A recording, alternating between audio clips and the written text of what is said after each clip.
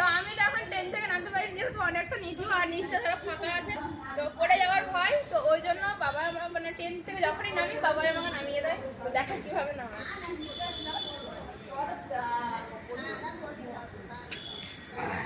এইভাবে আমাকে নামিয়ে দেয়, এটা পন্ডিচেরি পড়ে স্টেশন। না যায়।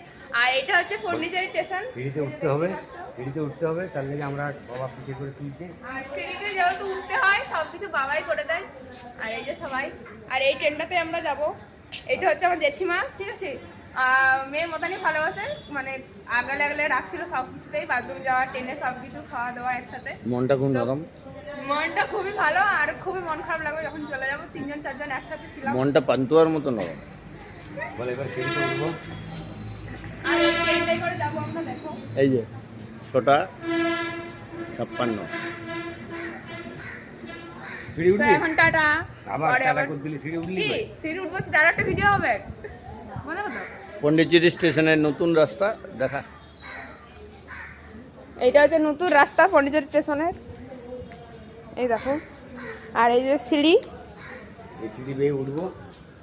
এই সিঁড়ি বেয়ে আমি যাবো। মেঘলা আকাশ, জল পড়ছে, বেশি দূর যেও না। আর এইদিকে মেঘ মেঘ করছে প্রচুর, মানে কালকে তো বৃষ্টি পড়ছিল।